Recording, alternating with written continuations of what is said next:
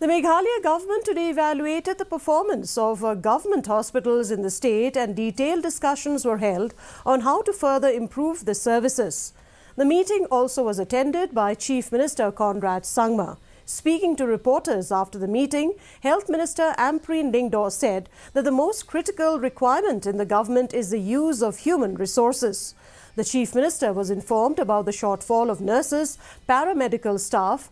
During the meeting, there were also discussions about incentivizing the health personnel across the state, since many of them are working in far-flung areas.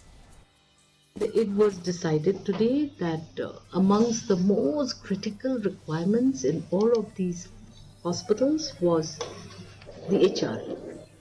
And the Honorable Chief Minister is now informed about the shortfall of nurses, shortfall of paramedical staff, shortfall of specialists, shortfall of medical doctors.